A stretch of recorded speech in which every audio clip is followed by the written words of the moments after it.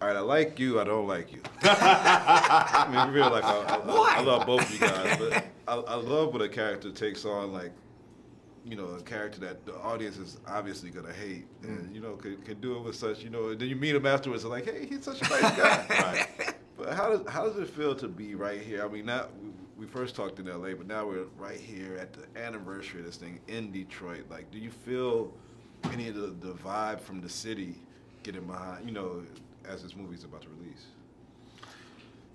I'll start. The thing that I love the most is that people from Detroit are embracing the film. They've seen the film, they love the film, and I think that was my biggest fear was, you know, how will the locals, how the people that actually lived through this experience, how will they? Yeah, a film called Detroit, you know, how is Detroit going to respond to a film called Detroit about a specific moment in time that happened in Detroit, you know? Yeah, sorry, I didn't mean to cut you off. Not at all, man. Keep going. I was going to say, but I gotta add to that. You know, just in the sense that I know that the Detroit police force. Sorry, the Detroit. That's the sequel, actually. But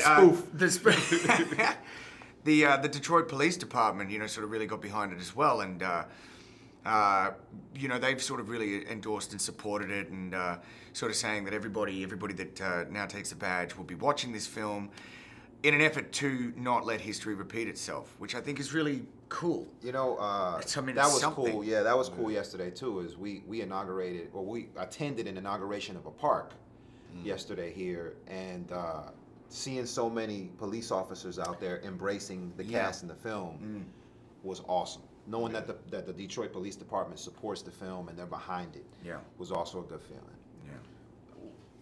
What is? I know this was a big riot, and there was other riots in Detroit and across America, but I mean, we hear complaints when it's riots, and we hear complaints when it's protests, and then when it's Colin Kaepernick just doing nothing, having a silent protest, there's complaints. Do you think that our right to protest social injustices is respected here in America?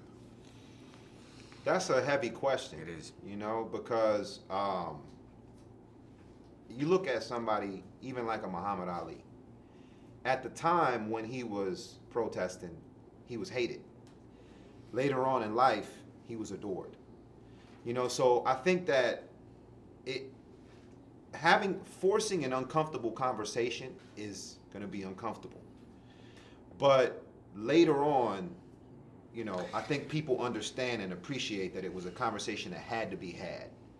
And it allows people, you know, how they say hindsight is 20/20. It allows people to realize, you know what, we had to have this conversation, regardless of whether we liked it or not. Yeah. You know? Yeah.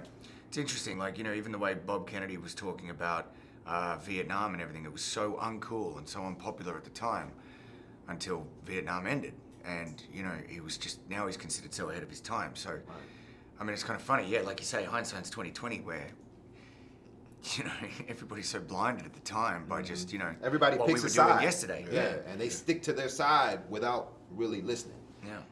All right, well, before we go, we're in Detroit. It's not all about riots and police brutality. I gotta get Motown Group. This is a test for you, Ben. Uh-oh. Aussie. You're gonna ask me to sing? You gotta give me like one of your favorite Motown acts. Marvin Gaye.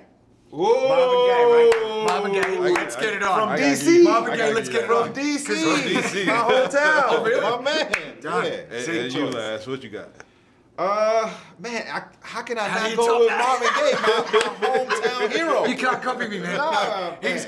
There we go. All right. Smokey Robinson. Smokey Robinson. Team There Light we Skin. go. That's good, that's good.